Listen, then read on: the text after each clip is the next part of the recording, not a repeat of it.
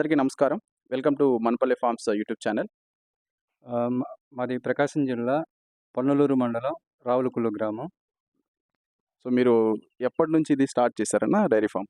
2015 అంతకుముందు ఏం చేసేవాళ్ళు? Before software. సాఫ్ట్‌వేర్. హ్మ్. సో, సాఫ్ట్‌వేర్ వదిలేసి డైరెక్ట్‌గా వచ్చి ఇది పెట్టారా? లేకుంటే ఇది స్టార్ట్ చేసినాక తర్వాత కొన్ని రోజులకి సాఫ్ట్‌వేర్ అలా వదిలేసారా? అంటే బేసిక్‌గా అప్పుడు స్టార్టింగ్‌లో వదిలేయలేదు. మామూలుగా రన్ చేస్తానే దాంతో పాటుగానే అంటే ప్యారలెల్‌గా వచ్చేసేసి ఇది మరి దీంట్లో ఎలా ఉంటదో అందుబాటులో కూడా మనకి తెలీదు కాబట్టి దాన్ని చూసుకొని ప్యారలెల్‌గా దీని మీద మనకు ఒక స్టేబుల్ అయిన తర్వాత అప్పుడు దాన్ని కొంచెం డ్రాప్ చేసాం. అలా ఎన్ని సంవత్సరాలు దీన్ని చూసారు? మీరు స్టార్ట్ చేసిన తర్వాత ఎన్ని సంవత్సరాలు చూసి సాఫ్ట్‌వేర్ కంటే ఇది బెటర్ అనిపిస్తే అప్పుడు వదిలేసారు? 1 ఇయర్.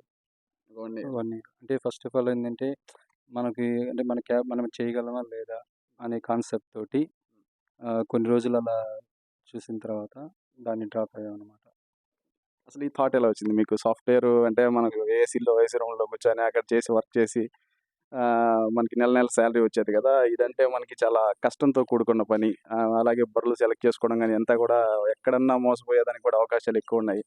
సో, ఈ ఎక్స్‌పీరియన్స్ మీరు ఎలా గెయిన్ చేసుకున్నారు? అసలు దీంట్లోకి రావాలని థాట్ ఎలా వచ్చింది? అంటే కష్టం లేనిదంటూ ఏది ఉండదు గదా! ప్రతి దాంట్లో కష్టం ఉంటది. అది సాఫ్ట్‌వేర్ అవనియ్యి, ఇది అగ్రికల్చర్ ఇప్పుడు అదే విధంగా ఏందంటే ప్రతి ఒక్క దాంట్లో ఇప్పుడు అగ్రికల్చర్ ఫీల్డ్‌లో కూడా ఇప్పుడు ప్రతిదీ సక్సెస్ అనేది ఉండదు. దాంట్లో కూడా ఫెయిల్యూర్ అనేది ఉంటది. అదేవిధంగా సాఫ్ట్‌వేర్‌లో అయినా సక్సెస్ ఉంటది, ఫెయిల్యూర్ ఉంటది. దేంట్లో అయినా ఉంటది. కాబట్టి ఏందంటే డిపెండ్ అయిన సిట్యుయేషన్‌ని బట్టి, అక్కడ మనం చేసే విధానాన్ని బట్టి అంటే మన మీదే ఆధారపడి ఉంటది కానీ అది అది ఏం చేస్తున్నాం అనే దాని మీద అయితే ఆధారపడి ఉండదు. As per my knowledge. Before ఇది పెట్టకముందు మీకు ఫ్యామిలీ పరంగా గాని ఇలా ఏమన్నా ఎక్స్‌పీరియన్స్ ఉందా? మా నాన్నగారికి మా నాన్నగారు ఫస్ట్ నుంచి కూడా ఏందంటే వాళ్ళు అగ్రికల్చర్ అంటే ఈ బఫెలోస్ గురించి గానీ, వీటి గురించి గానీ, ఇప్పుడు మాది మొత్తం కొనుగోలు చేసేది మొత్తం కూడా చూజ్ చేసేది గానీ అంతా మా నాన్నగారనమాట. కాకపోతే ఇంటర్నల్‌గా వచ్చేసి నాకేందంటే బేసిక్‌గా మా నాన్నగారి గారి గురించి కూడా కొంచెం సలహాలు తీసుకొని, దాంతో పాటు ఇంకోటిగేందంటే హెల్త్ పరంగా ఏదైనా ఇన్నర్ పార్ట్‌లో ఏదన్నా చిన్న చిన్న ప్రాబ్లమ్స్ గానీ, దాన్ని అసలు బఫెలోస్ మనం ఏ టైంలో తీసుకోవాలి? ఏ టైంలో తీసుకుంటే మనకు బెటర్ ఆప్షన్‌గా ఉంటది? ఇది గూడా ఒక మాటలో చెప్పాలంటే ఇది గూడా సీజనల్ బిజినెస్సే. హ్మ్. అదే ఫెయిల్యూర్ బిజినెస్ కూడా అదే దాంతో పాటుగా. Seasonal business plus failure business. కానీ ఆ ఫెయిల్యూర్‌లోనంటే దాన్ని మనం ఎలా చేసుకుంటే మనం ముందుకెళ్తాం అనే విధానాన్ని బట్టి, దాన్ని బట్టి ఫాలో అయితే మనం అంటే స్టార్టింగ్ బేసిక్‌గా చెప్పాలంటే డైరీ 2015లో స్టార్ట్ చేసినప్పుడు ఒక గేదెని అంటే మంచిది మరో జాతిది అట్లా కొనాలంటే 18 నుంచి 1,00,000, 1.22 దాకా ఉండేదనమాట.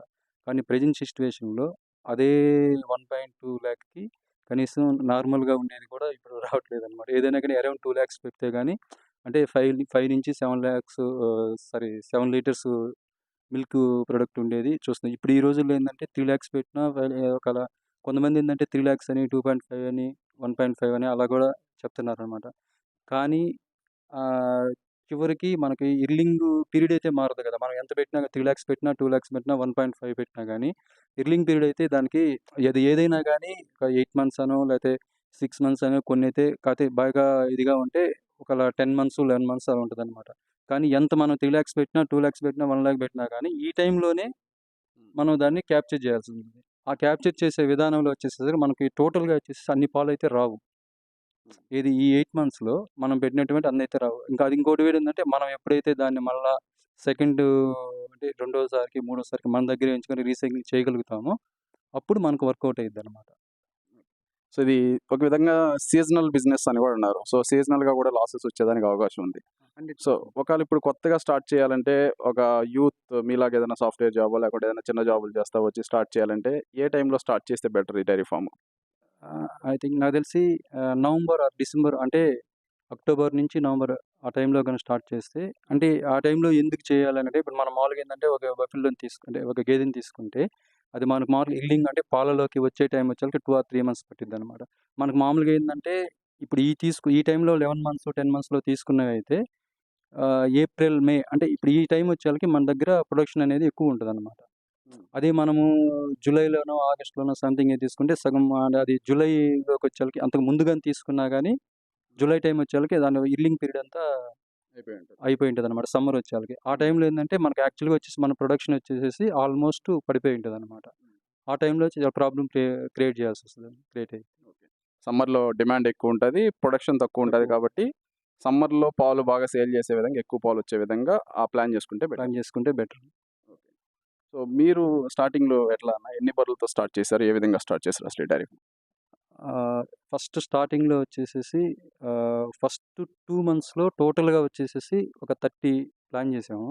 అది కూడా మేము బయట అంటే ఏదన్నా మార్కెట్‌లో ఎళ్లి తీసుకోవటం గానీ, ఒకేసారి ఒక 5 లేతే 6, 10 అట్లా తీసుకోవటం గానీ, అట్లయితే రైతు వారీగానే మన సరౌండింగ్‌లోనే తిరిగి చూసుకొని, అది మొత్తం మా నాన్నగారే అన్నమాట. అయి చూసి ఫస్ట్ స్టార్ట్ చేసింది ఫస్ట్ 2 మంత్స్‌లో గూడా ఒక 15, 20 అన్నమాట. అంటే చూసుకొని మనకు సెలెక్ట్ చేసుకొని మంచిదనుకుంటూని అట్లాగా 2 మంత్స్ పట్టిందనమాట. మొత్తం ఇదే 30 ఫిల్ చేసేయాలకి. సో, ఫస్ట్ 30 పెట్టారు. హ్మ్. సో, 30 అన్నీ డెలివరీ అన్నయ్యే తీసుకున్నారా? లేకుంటే ఎట్లా? మాక్సిమం 70% నుంచి 80% వరకు డెలివరీ అయినయ్యే. అంటే ఇట్లా మనం పాలు చూసుకొని దాన్ని బట్టే తీసుకున్నాం అనమాట. సో, ఆల్‌మోస్ట్ 70% డెలివరీ అయినయి తీసుకున్నారు. హ్మ్. సో, అవి మనకి ఇచ్చినా గూడా మాక్సిమం ఒక 8 మంత్స్ మిల్క్ ఇస్తాయి. సో, హ్మ్. ఈ 8 మంత్స్ తర్వాత ఎట్లా అంటే ఒక 4 మంత్స్ ఇస్తే బాగా ఇస్తాయి. తర్వాత నుంచి డౌన్ అయిపోతాయి గదా! సో, ఈ డౌన్ అయినప్పుడు మళ్ళీ ఆ డౌన్ అయిన మిల్క్‌ని ఏ విధంగా కవర్ చేశారు? డౌన్ అయిన మిల్క్ అంటే నేను యాక్చువల్‌గా ఏందంటే, ఇప్పుడు మనకి ఒక్కోసారి మనం ఎంత మంచి గేదె తీసుకున్నా గానీ అది పాలు ఇవ్వకపోవచ్చు. కొన్ని మనం ఎక్స్‌పెక్టేషన్స్ లేనివి గూడా ఎక్కువ పాలు ఇవ్వచ్చనమాట. అలాంటప్పుడు ఏందంటే టోటల్‌గా మేమేం చేస్తామంటే, టోటల్‌గా మనకిప్పుడు యావరేజ్‌గా మనకు రోజుకి ఎన్ని లీటర్‌లొస్తున్నాయి?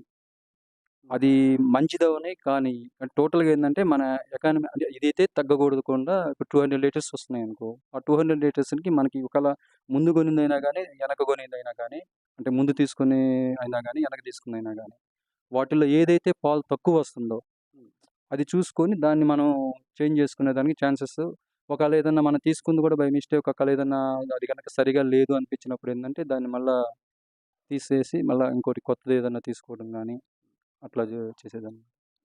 స్టార్టింగ్ ప్రొడక్షన్ ఎంత చేశారన్న? స్టార్టింగ్ డైరీ ఫార్మ్ స్టార్ట్ చేసిన తర్వాత 1 ఆర్ 2 మంత్స్‌కి ఎంత ప్రొడక్షన్ చేయగలిగారు? అది 80-100 లీటర్స్ దాకా ప్లాన్ చేశామనమాట.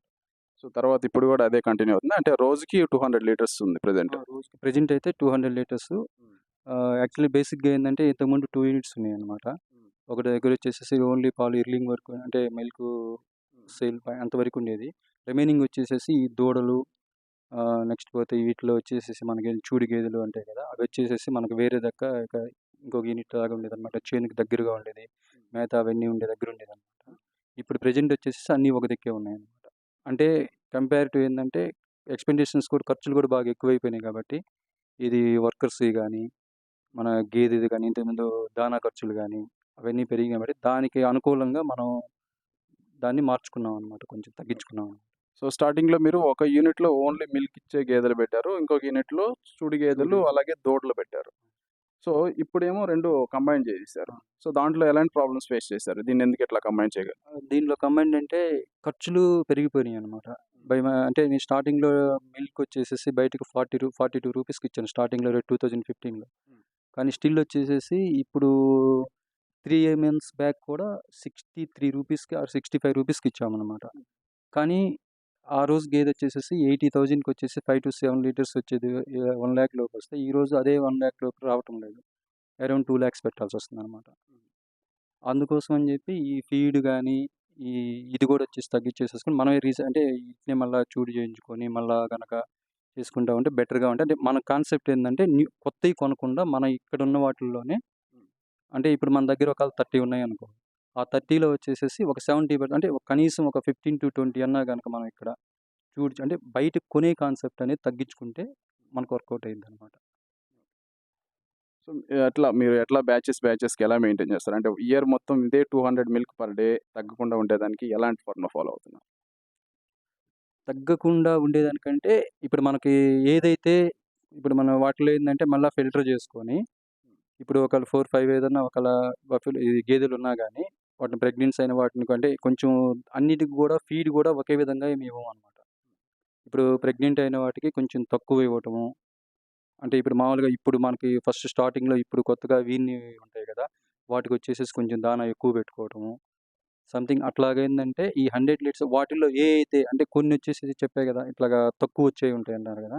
ఆ తక్కువొచ్చేయి ఉన్న వాటిని మనం కంపేర్ చేసుకొని, ఏయి తక్కువున్నాయని జెప్పి ఈ ఓవరాల్‌గా మన కాడ ఉన్నటి వాటిల్లో ఏది తక్కువొస్తుంది అనేది చూసుకొని దాన్ని అంటే అది మామూలుగా ఇప్పుడు ప్రెజెంట్ అది చూడి కట్టిందా లేదా? దాన్ని ఎన్ని మంత్స్ అయింది? ఒకవేళ ఎన్ని మంత్స్ అయితే మనం ఎన్ని మంత్స్ మనం ఒకవేళ ఏదైనా మన దగ్గర ఇప్పుడు ఒకవేళ మనం కట్టించింది ఒకవేళ 5-6 మంత్స్ లేకపోతే 6 మంత్స్ ఉందనుకో, మనం ఇంక 2 ఆర్ 3 మంత్స్ గాని దాన్ని మనం సేవ్ చేసుకుంటే ఆల్మోస్ట్ మళ్ళా మన దగ్గరికొస్తాయి. అలా గనక మనం చేసుకోగలిగితే ప్రాఫిట్‌గా ఉంటదనమాట. ఓకే. అట్లా తక్కువ పాలిచ్చే వాటిని సేల్ చేసేసి మరలా వాటి హ్మ్. ప్లేస్‌లో మంచియి సెలెక్ట్ చేసుకొని ఇంకా తీసుకొచ్చి చేస్తున్నారు. సో, పర్ డే 200 లీటర్స్ అయితే ఇప్పుడు మిల్క్ ప్రొడక్షన్ చేస్తున్నారు. సో, ఈ 200 లీటర్స్ ఏం చేస్తారు? మీరు డైరీకి పంపిస్తారా? లేకుంటే సేల్ చేస్తున్నారా? సేల్ చేస్తాం. ఫస్ట్ నుంచి ఏ విధంగా మీరు చేస్తున్నారు మిల్క్? ఫస్ట్ నుంచి అంటే అంటే డైరీ స్టార్ట్ ఆ! చేసినప్పటి నుంచి డైరీ స్టార్ట్ చేసినప్పుడు 1 ఆర్ 2 మంత్స్ 2015లో ఒక 2 మంత్స్ పంపించామనమాట. హ్మ్. ఇది మనం మామూలుగా ఇక్కడ చిల్లింగ్ సెంటర్స్ ఉంటాయి గదా! హ్మ్. ఆ చిల్లింగ్ సెంటర్స్‌కి. ఆ తర్వాత నుంచి ఇంక మామూలుగా ప్రైవేట్‌గా అంటే డైరెక్ట్‌గా కస్టమర్‌కి వెళ్ళే విధంగా ప్లాన్ చేసామనమాట. సో, కస్టమరు స్టార్టింగ్‌లో మన దగ్గర రావాలంటే వాళ్ళకి చాలా డౌట్స్ ఉంటాయి. మెయిన్‌గా వీళ్ళేదైనా కల్తీ చేసి ఇస్తారా అని. ఇప్పుడు ఎక్కువ నమ్మట్లేదు. రైతులను కూడా ఈ పాల విషయంలోకొచ్చేసరికి కల్తీలు చేస్తున్నారనే విషయంలో చాలామంది బయట నమ్మకుండా ఉంటున్నారు. సో, ఆ నమ్మకం మీరు కస్టమర్‌కి ఏ విధంగా కుదర్చగలిగారు? నమ్మకం అంటే ఫస్ట్ ఆఫ్ ఆల్ ఏందంటే ఈ బిజినెస్‌లో నమ్మకం అనేదే ఇదనమాట. అది ఫస్ట్ నుంచి కూడా ఏందంటే ఈ రోజుల్లో కల్తీ అనేది కూడా తెలుసుకోవడం కూడా పెద్ద సమస్య ఏం కాదు. ఇక ఇదేది మామూలుగా ఏదైనా గానీ ఇప్పుడు యూట్యూబ్ ఛానెల్స్ అయినా గానీ, ఇంకోటైనా గానీ, ఏదైనా గానీ దాంట్లో ఆల్మోస్టు వాటి చూడంగానే లేతే సంథింగ్ వాటిలో ఏదైనా ప్రాబ్లమ్ ఏంటి అనేది అయి అంటే మామూలుగా ఇప్పుడు ఇకో మీటర్స్ అని, ఇప్పుడు ఇంతకుముందు మామూలుగా ఫ్యాట్ ఇప్పుడు ఎనలైజర్స్ వచ్చినాయి గదా! ఆ ఎనలైజర్స్ చిల్లింగ్ సెంటర్‌లో గానీ, అక్కడ తీసుకున్న విధానంలో గానీ అందువల్ల ఏందంటే వాటిని ఐడెంటిఫై చేయగలుగుతున్నారు గదా! కాబట్టి ఏందంటే అంత ప్రాబ్లమ్ అయితే ఏమి ఉండటం లేదు. ఇంకోటి గూడా ఏందంటే క్వాలిటీ మెయింటైన్ చెయ్యంది కస్టమర్స్ దగ్గర మనం ఒకసారి గనుక బ్యాడ్ నేమ్ వచ్చిందంటే దాన్ని మళ్ళా మనం నిలబెట్టుకోవాలంటే కష్టం అనమాట. సో, ఆ బ్యాడ్ నేమ్ రాకుండా వాళ్ళకి ఎలా నమ్మకం కుదర్చగలిగారు ఫస్ట్ నుంచి? క్వాలిటీ విషయంలోనే. క్వాలిటీ. క్వాలిటీ విషయంలోనే క్వాలిటీలో కాంప్రమైజ్ అయ్యేది కాదు. పోతే రేట్ విషయంలో కాంప్రమైజ్ అయ్యేది కాదు. నాకు కావాల్సింది మాత్రం కంపల్సరీగా వచ్చేసేసి నాకు ఇంతైతే గిట్టుబాటు అయ్యిద్ది అనుకుని నాకు రూ. 65 ఇచ్చేసారనమాట లీటర్ అంతకుముందు. సో, మీరు స్టార్టింగు 42 రూపీస్‌కి సేల్ చేశారు. అప్పుడు యాక్చువల్‌గా ఏందంటే ఫీడ్ వచ్చేసేసి నాకు రూ. 2 హ్మ్. ఇంకొకటి ఏంటంటే ఓవర్‌ఫ్లో అయినప్పుడు కూడా ఏందంటే అసలు ఫ్రీగా కూడా ఇచ్చేదనమాట అప్పుడు. కానీ ఇప్పుడు ప్రెజెంట్ సిట్యుయేషన్‌లో వచ్చేసేసి అప్పుడు ఆ విధంగా ఉన్నది ఇప్పుడు రూ. 9, రూ. 8 నుంచి ఒక్కోసారి డిమాండ్ బట్టి రూ. 10 కూడా ఉంటుందనమాట. ఇప్పుడెంత ఉంది లీటర్ మీరు సేల్ చేసే పాయింట్‌లో? నేను సేల్ చేసే పాయింట్‌లో 75 దాకా ఉంది. 75-80 ఉంది. 80. సో, ఇక్కడ కందుకూరులోనే సేల్ చేస్తారా? సో, ఒకే పాయింట్ పెట్టినారా? లేకుంటే డిఫరెంట్ పాయింట్స్ పెట్టి సేల్ చేస్తారా? ఒకటే. ఒక పాయింటే. సో, మొత్తము చుట్టూ ఉన్న ఫ్యామిలీసే వచ్చి తీసుకెళ్తున్నారు. అందరూ కస్టమర్స్ డైరెక్ట్‌గా కౌంటర్ దగ్గరికే వచ్చేసేసి అక్కడికే వచ్చి తీసుకొని వెళ్తారు.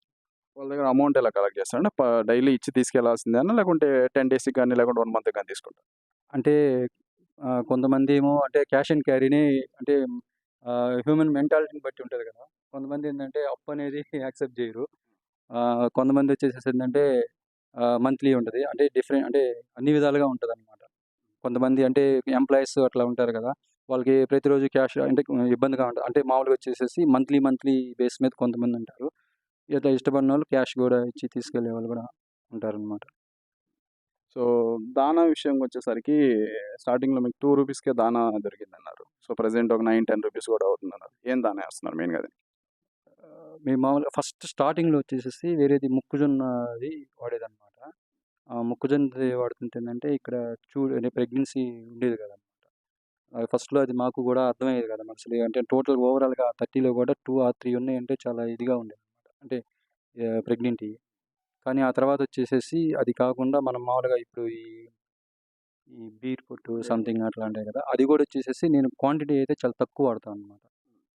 అంటే మనకొచ్చేసేసి ఇది కో 3, కో 4 ఇంతకుముందు అవి వాడుతుంది. తర్వాతొచ్చేసేసి ఇప్పుడు సూపర్ నేపియర్ అని వచ్చింది. సూపర్ నేపియర్ ఉంది. సూపర్ నేపియర్ తర్వాత అడ్వాన్స్‌గా వచ్చేప్పుడు సూపర్ నేపియర్ బుల్లెట్ అని ఉన్నదనమాట. అది గూడా వాడతాం. దానివల్ల ఏందంటే కొంచెం మిల్క్ గూడా కొంచెం ఎక్కువొస్తుంది. ఫ్యాట్ కంటెంట్ కూడా కొంచెం బానే ఉంటుంది. ఓవరాల్‌గా అయితే డిఫరెంట్ అయితే ఉందనమాట. ఇది బిఫోర్ వాడేదానికి దీనికైతే మాత్రం. ఇప్పుడు ఈ బీర్ పొట్టు పాలిచ్చే గేదెలకి ఎంతేస్తారు? సూడి గేదెలకి ఎంతేస్తున్నారు? అది యాక్చువల్‌గా ఏందంటే కాన్సెప్టు ఆహ్, పచ్చి మేత ఎక్కువున్నప్పుడు మాత్రం టోటల్‌గా ఓవరాల్‌గా ఏందంటే వాటికి కడుపు నిండాలి. First of all. ఆ కాన్సెప్ట్ మీద పోయినప్పుడు ఏందంటే, మన కాడ ఏదైతే అంటే ఏది సఫిషియెంట్‌గా ఎక్కువగా ఉంది అనుకునే దాన్ని బట్టి చూసి ఇప్పుడు ఒకవేళ ఏదన్నా ఫీడ్ ఏదన్నా తక్కువగా ఉందనుకో, కొంచెం మేత ఎక్కువగా ఉన్నప్పుడు మేతనే మనం ఎక్కువ యూజ్ చేసుకోవటము. ఇంకా రిమైనింగ్ ఏదంటే మామూలుగా డీవార్మింగ్‌లో కూడా మధ్య ఏదైనా ఈ బెల్లం అని సంథింగ్ ఇట్లాంటివి అప్పుడప్పుడు ఈ చిన్న దూడలకు గానీ, వాటిలకి గూడా యేసుకుంటా ఇట్లా వాడుకుంటాం. యావరేజ్‌గా ఎన్ని కేజీలు ఏస్తుంటారు దానా? యావరేజ్‌గా వచ్చేసేసి ఒక 7 కేజీస్ నుంచి 10 కేజీస్ అంటే పాలు ఎక్కువ వచ్చే ఎర్లింగ్ స్టార్టింగ్‌లో ఉన్నటివి ఇప్పుడు ఈనాటికి. అంటే ప్రెగ్నెంట్ వాటిని బట్టి వచ్చేసి లాస్ట్‌కి వచ్చేసి వాటికొచ్చేసి 3 కేజీస్ నుంచి 4 కేజీస్ దాకా ఇస్తుంటాం అనమాట. అయి తగ్గించి వాటికి మేత కొంచెం ఎక్కువ ఇస్తుంటాం.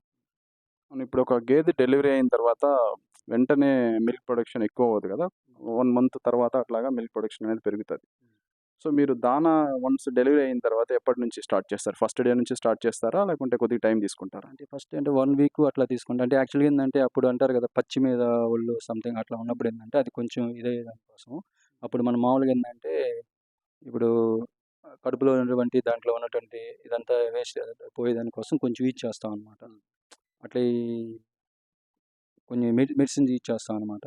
ఆ డీవార్మింగ్ కోసం. అది క్లియర్ అయిపోయిన తర్వాత ఇంకప్పుడు స్లోగా అంటే అటు పాలల్లోకి కొంచెం ఇదయిన తర్వాత అప్పుడు కొంచెం కొంచెం ఒకేసారి అయితే ఇవ్వమనమాట. అప్పుడు ఏందంటే కొంచెం అప్పుడు ప్రెగ్నెంట్ అంటే అప్పుడే వీనుంటది కాబట్టి ఆ టైంలో ఏం చేస్తామంటే మనకు మామూలుగా ఇది బీపీ గానీ ఇట్లా డౌన్ అవ్వకుండా అంటే కాల్షియము, మినరల్స్ అంటే అవన్నీ దాంట్లో కార్బోహైడ్రేట్స్, ప్రోటీన్స్ అనేవి సమపాలంగా ఉండాలి కాబట్టి ఈ మనకు మామూలుగా పచ్చి మేత, దాంతో పాటుగా కాల్షియము, మినరల్ మిక్చరు అంటే దాన్ని మనము ఒక 20 డేస్ దాకా అంటే ఒక ట్రాక్‌లోకి కొంచెం ఇదయిన దాకా అంటే బీపీ లెవెల్స్ కంట్రోల్ అయిపోయినాక మనకు ఒక మనిషికి ఏ విధంగా అయితే ఒక ప్రెగ్నెంట్ వుమన్ అంటే డెలివరీ అయిన తర్వాత ఏ విధంగా అయితే ఉంటదో, అదే విధంగా వీటిలో ఈ సింప్టమ్స్ గూడా ప్రతి దానికి ఇది ఇది గెదెల్లో అయినా గానీ అదే విధంగా ఉంటదనమాట. దాన్ని బట్టి ఏందంటే మనం అయి చూసుకొని ఒక 20 డేస్ దాకా కొంచెం అబ్జర్వ్ చేసుకొని, ఆ తర్వాత దాన్ని కేపబిలిటీని బట్టి అంటే బాడీ వెయిట్‌ని బట్టి అంటే అది కొంచెం హెవీగా ఉండేదైతే కొంచెం దానికి తగ్గట్టు, కొంచెం చిన్నదైతే దానికి తగ్గట్టుగా ఏందంటే ఈ దానా అనేది ఇస్తుంటామనమాట. గడ్డి విషయానికొస్తే మీరు ఇప్పుడు ఆల్రెడీ సూపర్ నేపియర్‌లోనే కొన్ని రకాలు వాడుతున్నారు. అది కాకుండా ఇంకేమేమి రకాలు పచ్చి గడ్డి ఏస్తున్నారు దీనికి?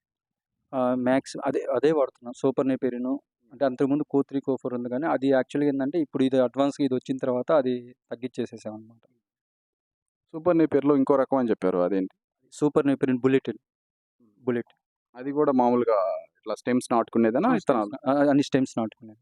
అవి ఎక్కడి నుంచి సేకరించారన్న స్టెమ్స్ ఇవన్నీ?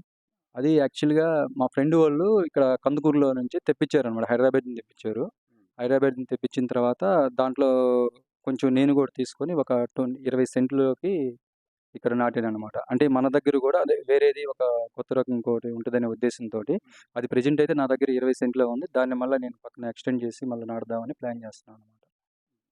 సో, ఈ మామూలుగా మనం ఈ సూపర్ నేపియర్ స్టెమ్స్ నాటుకున్న తర్వాత మనకి ఫస్ట్ కట్టింగ్ ఎన్ని రోజులకి రావచ్చు? అది 40 డేస్‌కొచ్చేసిద్దండి. 40 డేస్. 40 డేస్‌కొచ్చేసిద్ది. తర్వాత నుంచి మనం కటింగ్ చేసే ఫస్ట్ కటింగ్ చేసిన తర్వాత మళ్ళీ సెకండ్ కటింగ్ ఎన్ని రోజులకొస్తది? సెకండ్‌గా నాకు తెలిసి ఆల్‌మోస్టు అంటే మేమిప్పుడు మామూలుగా ఫెర్టిలైజర్స్ ఎక్కువ యూజ్ చేయమనమాట. ఇప్పుడు మనకు మామూలుగా వచ్చేటువంటి వర్మి ఈ కంపోస్ట్ ఇది పేడ ఇవి ఉన్నాయి కదా! అవే ఎక్కువ యూజ్ చేస్తామనమాట. మనం వాటర్ గనుక అది సఫిషియెంట్‌గా ఇచ్చేసేసి కొంచెం చేస్తామంటే మాక్సిమం 40-45 డేస్ లోపు వచ్చేస్తది. కొంచెం వచ్చేసేసి బానే ఉందనమాట. సో, ఇది పచ్చిగడ్డి కాకుండా ఎండుగడ్డికొచ్చేసరికి ఏమేమి రకాలు వాడుతారు? ఎండుగడ్డికొచ్చేసరికి మనం మామూలుగా వరిగడ్డి, మనగా శనగ పొట్టు ఉంటది కదా! హ్మ్. ఆ శనగ పొట్టులాగా వాడుతుంటాము. నెక్స్ట్ పోతే ఏందంటే ఇవి కాకుండా కొబ్బరి పిట్టు ఉంటది కదా! హ్మ్. కొబ్బరి పిట్టు వాడుతుంటాము. బెల్లం వాడుతుంటాము. మాక్సిమం బెల్లం అయితే మాత్రం కంపల్సరీగా వచ్చేసేసి వారానికి ఒక 2 రోజులు అదే 2 డేస్‌కొకసారి కంపల్సరీగా వాడుతుంటామనమాట. సో, ఇప్పుడు ఈ కొబ్బరి పిట్టు విషయానికొస్తే కొబ్బరి పిట్టు వేస్తే పాలు ఎక్కువిస్తాయి. కానీ ఆ విధంగా కొబ్బరి పిట్టేసిన పశువు బాగా వీక్ అయిపోద్ది. పాలు ఎక్కువిచ్చేసి నెక్స్ట్ లాక్టేషన్‌కి అది పనికిరాదు అన్నట్టుగా మాట్లాడతారు కొంతమంది రైతులు. అదేమన్నా ఫేస్ చేసారా మీరు? అది రాంగ్ సార్ నేననుకోవటం. అంటే నా నాలెడ్జీ ప్రకారం కొబ్బరి పిట్టు వేస్తే ఇదైపోయిద్ది అనేది రాంగ్ అనమాట. ఎందుకంటే మనం మామూలుగా చూడండి మనకి చిన్న పిల్లలప్పుడు కూడా ఏం చెప్తారు కొబ్బరి గాని నెక్స్ట్ పోతే ఏదైనా ఆముదం గానీ, ఎందుకు మనకి ఏదైతే బాడీలో ఉన్నటువంటి ఇదైతే పోయే విధంగా వీటికి కూడా సంథింగ్ కొబ్బరి పిట్టు అనేది తగిలితే ఏదన్నా ఉన్నా గానీ పాలల్లో స్మెల్ గానీ, ఓకేనా? అట్లాంటి ఏదైనా ప్రాబ్లమ్ ఉన్నా గానీ అది రాదనమాట. ఈ బీరు పొట్టు వాడడం వల్ల కూడా కొన్ని పశువులు కట్టట్లేదని కంప్లెయింట్స్ కూడా కొంతమంది రైతులు చెప్తా ఉన్నారు. అదేమన్నా ఫేస్ చేసారా మీరు? అదేం లేదు అదే సార్ నేను చెప్తుంది. నేను ఫేస్ చేసినట్లయితే మొక్కజొన్న పిండి వాడేటప్పుడు మాత్రం ఈ ప్రాబ్లమ్ ఫేస్ చేశాను. ఫస్ట్ 1 ఇయర్‌లో నాకైతే నాకున్నటువంటి 30 గేదెల్లో ఒక 3 గేదెలు మాత్రమే నేను ప్రెగ్నెంట్ చేయించగలిగాను. ఛాలెంజ్ ఫిష్‌గా తీసుకుంటే. ఈ ప్రాబ్లమ్ ఎక్కడొస్తుందనేది నాకైతే అక్కడ అంటే ఎనీవే అక్కడ అది తీసేసిన తర్వాత ఇప్పుడు ఈ బీర్ ఫుడ్ ఉంది కదా! దీంట్లోకెళ్ళిన తర్వాత ఆల్మోస్ట్ ఇప్పుడు నా కాడున్నటువంటి 30లో 15 దాకా ప్రెగ్నెంట్ ఉన్నాయన్నమాట. అది కంటిన్యూషన్‌గా వాడుతున్న రోజు నుంచి ఈ రోజు వరకు స్టిల్ మెయింటైన్ చేస్తాను. ఇప్పుడు ఇయర్లీ అయితే ఓవరాల్‌గా చెప్పాలంటే ఇయర్లీ వచ్చేసేసి నేను నా కాడ 30లో 15 ఉంటాయి. బయట కొన్ని ఉంటాయన్నమాట. పోతే నేను ఇయర్లీ కూడా ఒక 2, 3 లేదా అవసరానికి మీకు ఇంతకు ముందు చెప్పా కదా! అంటే 100 లీటర్స్ నాకు ఇట్లా టార్గెట్. ఆ టార్గెట్ నేను రీచ్ అవ్వలేకపోతున్నాను అనుకున్నప్పుడు మాత్రమే నేను ఇప్పుడు ఏదైనా 1 ఆర్ 2 అనేది పర్చేజ్ చేస్తానన్నమాట. లేదనుకుంటే నా కాడ ఉన్నటువంటితోటే సరిపోతదన్నమాట. ఇప్పుడు ఇవన్నీ డైరెక్ట్‌గా పాయింట్‌కి తీసుకెళ్ళి సేల్ చేస్తా ఉన్నారు కదా! ఆ పాయింట్ దగ్గర ఎవరుండి సేల్ చేస్తారు? పాయింట్ దగ్గర నేనే ఉంటాను. ఇప్పుడు తీసుకెళ్ళేది బీహార్ వాళ్ళు తీసుకెళ్తారా? వర్కర్స్ తీసుకెళ్తారు. యాక్చువల్‌గా ఏందంటే మనము ఇప్పుడు మీరు బీహార్ వర్కర్స్ అంటున్నారు కదా! యాక్చువల్‌గా ఏందంటే మెయిన్ కీ రోల్ వాళ్ళే. మనం ఇప్పుడు 30 లాక్స్, 40 లాక్స్ పెట్టి అమౌంట్ అయితే పెట్టయితే తెస్తాం గానీ, అర్థమైందా? పోతే ఆ తెచ్చినటువంటి అమౌంట్‌ని వాటిని ఏదైనా వాళ్ళు సఫిషియెంట్‌గా గనక వర్క్ చేస్తేనే మనకు రిజల్ట్ వస్తది. పెట్టుబడి ఏమో మనదే, రిజల్ట్ ఏమో వచ్చేదేమో అక్కడి నుంచి వస్తది కాబట్టి. కాపోతే ఏందంటే మనం వాళ్ళని కూడా ఇప్పుడు నా దగ్గరైతే స్టార్టింగ్ అప్ టు పెట్టిన రోజు నుంచి ఈ రోజు వరకు వాళ్ళే ఉన్నారనమాట. చేంజ్ అయితే అవ్వలేదనమాట. మామూలుగా వేరే డైరీ ఫార్మ్స్‌లో అయితే వీళ్ళు ఏదన్నా చిన్న ఇబ్బంది కలిగినా, లేదంటే రైతు ఏదన్నా గబుక్కన ఏదన్నా అరిసినా పని సరిగ్గా చేయలేదని నైట్ నైట్ ఎళ్ళిపోతా ఉంటారు. సో, అలా ఎళ్ళిపోకుండా ఇన్ని సంవత్సరాలు దాదాపుగా 2015 నుంచి ఇప్పుడు 2024 దాకా అంటే ఆల్మోస్ట్ 10 ఇయర్స్ పాటు మీరు వాళ్ళనే కంటిన్యూ చేయగలుగుతున్నారు. వాళ్ళకి ఎలాంటివి ప్రొవైడ్ చేసి వాళ్ళని ఎలా నిలబెట్టగలిగారు? నేను ప్రత్యేకంగా అయితే ఏం లేదు. కాపోతే ఏందంటే మన మెంటాలిటీ ఇప్పుడు అట్లా కాదు, కోపం అనేది అందరికి ఉంటది. ఇప్పుడు మనకి ఉంటది. వాడొకవేళ మన దగ్గర పని చేస్తున్నంత మాత్రాన ఓకేనా, వాడు ఒకటి, మనం ఒకటి అనేది కాదు. కాకపోతే ఏందంటే నేనంటే బోత్ ఆర్ ఈక్వల్. అంటే మన కాడ చేస్తే ఇప్పుడు నా కాన్సెప్ట్ అయితే నేను ఆ విధంగా ఆలోచిస్తాననమాట. అందువల్ల ఏందంటే అసలు వాడి ప్రాబ్లమ్ ఏంటి నేను అయితే ఒకటి నేను చెప్పే విధంగా చెప్తాను. నాకు నచ్చిన విధంగానే చేయించుకుంటాను. కాకపోతే ఏందంటే వాడి వేలో వెళ్లి చేయించుకుంటాననమాట. వాళ్ళు ఎన్ని గంటలకి లేస్తారు మనకి? ఉదయం నుంచి ఏ టైంకి స్టార్ట్ చేస్తారు వర్క్ మీ దాంట్లో? నాకు 3 నుంచి స్టార్ట్ చేస్తారు. ఇప్పుడు మీరు చూస్తానన్నారుగా 2:30 అట్లా లేసేసి 3 కల్లా క్లీన్ చేసేసుకొని, ఆ గ్రాస్ అయన్నీ పెట్టేసేసి, తర్వాత పోతే ఇక 3:30, 4:30 కల్లా పాలు తీయటం మొత్తం అయిపోతే 5:00 కల్లా కందుకూరు డిస్పాచ్ అయిపోతాయన్నమాట. సో, మార్నింగ్ లేచినప్పటి నుంచి మళ్ళీ మార్నింగ్ వర్క్ గాని, మళ్ళా ఈవినింగ్ షిఫ్ట్ గాని, సో, స్టార్టింగ్ నుంచి ఎండింగ్ వరకు ఎలాంటి వర్క్ కంటిన్యూ చేస్తారు వీళ్ళు? మార్నింగ్ అంటే ఎర్లీ మార్నింగ్ 3:00కి ఎళ్లి చూసిన తర్వాత ఇప్పుడు పాలు అన్నీ అయిపోయిన తర్వాత ఇక ఆల్మోస్ట్ ఒక 1 అవర్ 2 అవర్స్ 8:00 నుంచి మళ్ళా వచ్చేసేసి గ్రాస్ కటింగ్ చేసిన ఏదైతే పొలంలోకెళ్ళి తెచ్చుకోవటము. తర్వాత మళ్ళా క్లీన్ చేసి దానా అయన్నీ ఇవ్వటము. అది క్లీన్ మళ్ళా 10:00 దాకా అట్లా ఉంటది. తర్వాత ఒక 2, 3 అవర్స్ ఉంటదనమాట మళ్ళా గ్యాప్. ఆ 2, 3 అవర్స్ వాళ్ళు ఇంకా ప్రిపేర్ చేసుకోవటం, ఇంకా లంచ్ అట్లాంటివి ఏదైనా చూసుకున్న తర్వాత మళ్ళీ 3:00 యాజ్ వెల్ యాజ్ మళ్ళా రొటీన్‌గా కంటిన్యూ అవుతుంటది. సో, పేడ తీసుకొని, క్లీన్ చేసుకొని, పాలు తీసి దానా మీరు పాలు తీసే ముందు పెడతారా? పాలు తీసాక పెడతారా? మేము పాలు తీసిన తర్వాత పెడతామనమాట. ఇప్పుడు 3:00 ఇప్పుడు బిఫోర్ పాలు పిండే ముందు మామూలుగా పచ్చిగడ్డి ఇచ్చేసేస్తామనమాట. పచ్చిగడ్డి ఇచ్చేసి అయిపోయిన తర్వాత ఇప్పుడొచ్చేసేసి ఒక 1 అవర్ అట్లా బ్రేక్ ఇచ్చిన తర్వాత మళ్ళా 6:00కి ఫీడ్ ఇస్తాం. దానా ఇస్తామనమాట. ఫస్ట్ పచ్చిగడ్డి ఇచ్చి తర్వాత దానా ఇస్తారు. ఎండుగడ్డి ఎప్పుడు వాడతారు? ఎండుగడ్డి ఇప్పుడు మార్నింగ్ టైంలో ఇప్పుడు గ్యాప్ ఉంది కదా! ఇప్పుడు 3:30, 4:00 పాలయిపోతాయి కదా! పాలయిపోయిన తర్వాత ఇక 6:00 లోపు ఏందంటే మార్నింగ్ టైంలో ఇచ్చేస్తామనమాట. ఇప్పుడు ఈ టైంలో ఏందంటే ఈవినింగ్ టైంలో ఈ గ్యాప్‌లో వచ్చేసి ఆ శనగబొట్టు గాని అట్లాంటివి ఇచ్చేస్తాం. మిగతా టైంలో పచ్చిగడ్డి ఏస్తా ఉంటారు. 2:00 అప్పుడు పచ్చిగడ్డేస్తాము. దాదాపు 4:00 పాలు పిండి అయిపోయిన తర్వాత ఒక పూటొచ్చేసేసి ఎండుగడ్డి. మళ్ళా మార్నింగ్ అదే విధంగా అయిపోయిన తర్వాత మళ్ళా శనగపొట్టు గాని అట్లాగా. ఏదో ఒకటి సైమల్టేనియస్‌గా ఇదిగా ఈ శనగ పొట్ట లేకపోతే అది ఏదో ఒకటనమాట. సో, ఈ విధంగా చూస్తే మీరు పచ్చిగడ్డి, ఎండుగడ్డి కలిపి యావరేజ్‌గా ఒక బఫెలోకి ఎన్ని కేజీలు ఏస్తారు రోజుకి?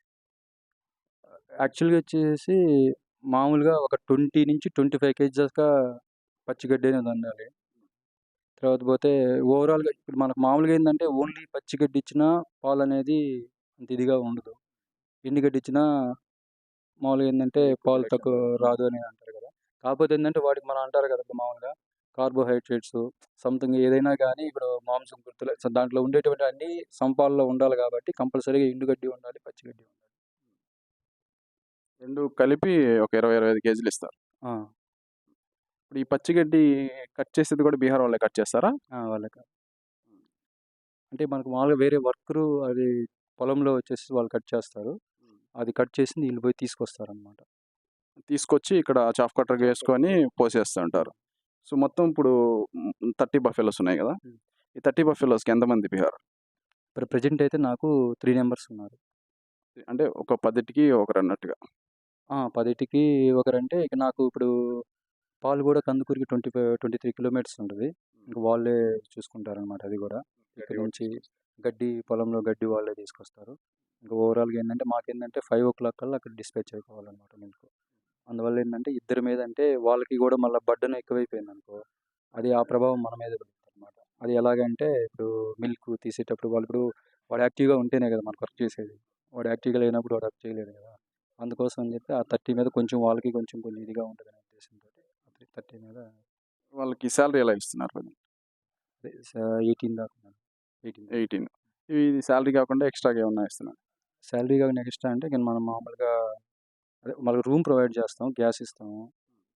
ఇంక మాల్ మిల్క్ అంటే ఇక మన దగ్గరే ఉంటాయి కాబట్టి మిల్క్ ఎంత తీసుకుంటారు? అది అవసరం నీడ్‌ని బట్టి తీసుకుంటారు. ఆయన ఇంతని ఏమి ఉండదు. అవసరాన్ని బట్టి ఇంకా.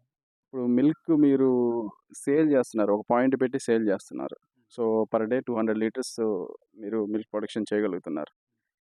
సో, వీటికి ఫస్ట్ టైమ్ పర్చేజ్ చేసేటప్పుడు ఇదే 200 లీటర్స్ మనం తీసుకొని మీరు చెప్పిన విధంగా రూ. 80 లేదా రూ. 75 యావరేజ్‌గా మిల్క్ సేల్ చేయగలిగితే ఎంత మిగలొచ్చంటారు? అన్ని ఖర్చులు పోగా? అంటే ప్రెజెంట్ సిట్యుయేషన్‌లో 65 అదే నేను 2015లో డైరీ స్టార్ట్ చేసినప్పుడు 40-45 రూపీస్ అప్పుడు. హ్మ్.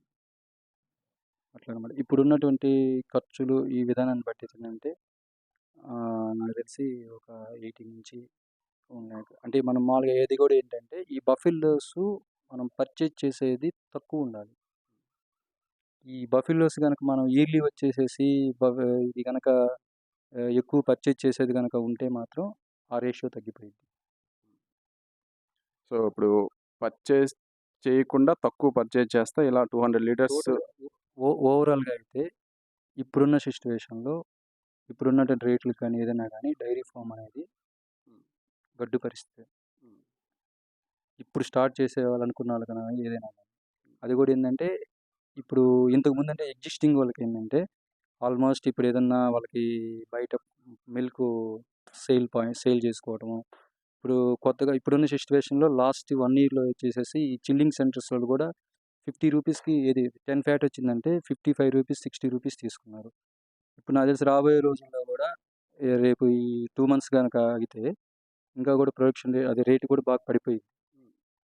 అది గూడా ఎందుకంటే ఇప్పుడు ఇతర స్టేట్స్ నుంచి ఇప్పుడు మనం మామూలుగా మిల్కు కౌ మిల్క్ గానీ, ఈ బఫెలో మిల్క్ గానీ ఎక్కువ ఉండటం వల్ల ఆ ప్రభావం వచ్చేసేసి యాక్చువల్‌గా ప్రకాశం డిస్ట్రిక్ట్ మిల్క్ అంటే బాగా డిమాండ్‌గా ఉండేది.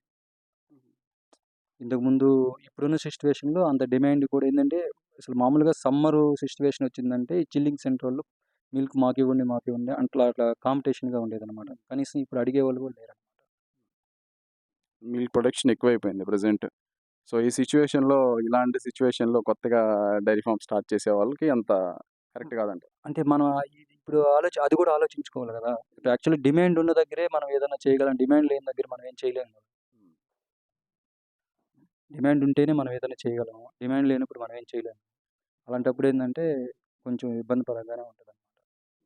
సో, ప్రెజెంట్ మీరు ఆల్రెడీ దీన్ని ఎస్టాబ్లిష్ చేసేసారు. ఎస్టాబ్లిష్ చేసేసి మీరు తీసుకొచ్చిన బఫెలోస్‌ని మళ్ళీ కట్టించుకుంటా ఎక్కువ కొనకుండా పర్ డే 200 లీటర్స్ వరకైతే డైరెక్ట్‌గా కస్టమర్స్‌కి సేల్ చేయగలుగుతున్నారు. సో, ఈ విధంగా చేస్తే ఎంత మీకు మిగులుతుంది ఖర్చులు పోగా? మొత్తం కూలీల ఖర్చులు గానీ, గడ్డి ఖర్చులు గానీ, మొత్తం దానా ఖర్చులు గానీ అన్నీ పోగా?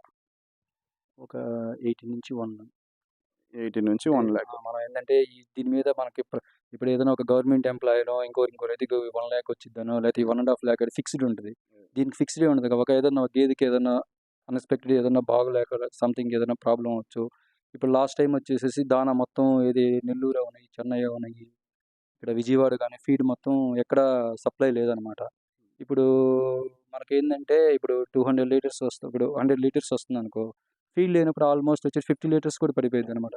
ఆ కాలిక్యులేషన్ అనేది రాదు కదా అప్పుడు. సో, వీటికి దూడలు పుట్టిన తర్వాత దూడల్ని ఏం జేస్తారు మీరు? మీరే పెంచుకొని ఆటిలిని గూడా పెద్ద జేస్తున్నారా? ఆ! లేకుంటే సేల్ జేస్తున్నారా? ఉంటాయి. కొన్ని అంటే యాక్చువల్‌గా వచ్చేసేసి అన్నీ సేల్ కొన్ని మన దగ్గర ఉన్న వాటికి మాత్రం అలాగే ఉంచుతామనమాట. మాక్సిమం అమ్మేటానికి ఏమో ఇప్పుడు ఈ మధ్య ఏమి అమ్మటం లేదనమాట. మన దగ్గరే ఉంచుకుంటున్నాం అనమాట. అంటే వాటికి గేదెతో పాటు. ఖర్చు ఎక్కువైపోద్ది గదా! వీటికి కనీసం 3 సంవత్సరాలు అవ్వాలి గదా! మళ్ళీ అవి కట్టాలంటే. అంటే రూల్‌లంటే నేను అయి ఏం చేస్తానంటే బయటికి కొన్ని ఇచ్చున్నానన్నమాట ఇంతకుముందు. ఇప్పుడు ఈ మధ్య ఇవ్వలేదులే. అంటే ఎలా అంటే ఇప్పుడు ఇది మనకి దూడని సేల్ చేసినా గానీ మహా అయితే 10,000 తీసుకుంటారు. అందుకని నేనేం చేస్తానంటే ఒక 2 దూడలు లాస్ట్ టైమ్ అయితే ఒక 2 దూడలు వాళ్ళకే ఇచ్చేసేసి, ఒకటి వాళ్ళకిచ్చేసేసి, ఒకటి రేపు రెడీ అయిన తర్వాత ఒకటి నాకిచ్చేద్దాం అట్లా ప్లాన్ చేస్తున్నానన్నమాట కొన్ని.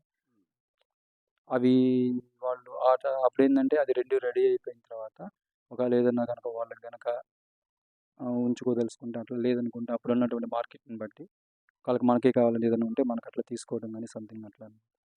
ఇది మంచి ఆలోచన. రైతులకి ఒక 2 ఇచ్చేసి, రైతులు వాటిని 3 సంవత్సరాలు మళ్ళా అంటే కట్టే వరకు సాకేది. ఆ! కట్టిన తర్వాత ఒకటి మనం తీసుకొచ్చుకునేది ఒకటి వాళ్ళకిచ్చేసేది. అది. ఓకే.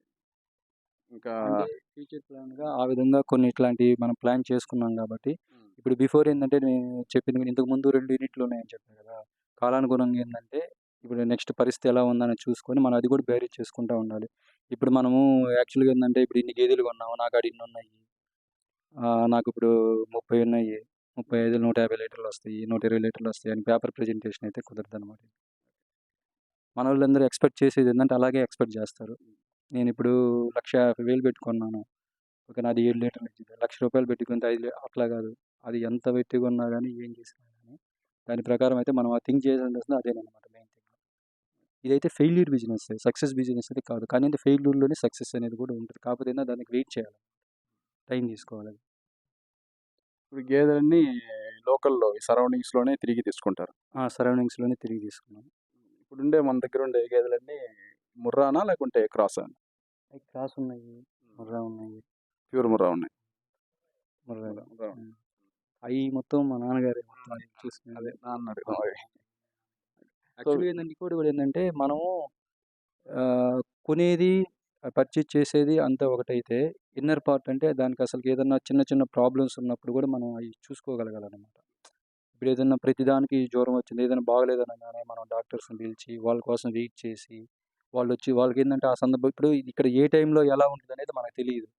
కనీసం ఏందంటే ఫస్ట్ ఎయిడ్ అనేది అలాగనే మనం గూడా కొన్ని కొన్ని ఏందంటే వాళ్ళకి తెలిసి కొంచెం చేసుకునే విధంగా అదే ఇప్పుడు ప్రాబ్లమ్ ఉంది పడిపోయి ఎందుకు ఇదయింది అనేది అన్నా తెలుసుకునే విధంగా. తర్వాత డాక్టర్ వచ్చే లోపన్నా కొంచెం మనం హ్మ్. చేసుకునే విధంగా ఉండాలి కదా! అట్లా గూడా కొన్ని కొన్ని మెడిసిన్ అన్నా కొన్ని మనకు తెలిసుండాలి. డా ఫీవర్ లేదా టెంపరేచర్ కొన్ని మినిమమ్ అన్నా కొన్ని హ్మ్. తెలిసుంటే బావుంటదనమాట. వీటిల్లో మీరు డైరీ ఫార్మ్ 2015లో స్టార్ట్ చేసినప్పటి నుంచి ఏమైనా మేజర్ ఇష్యూస్ ఏమైనా ఫేస్ చేసున్నారా?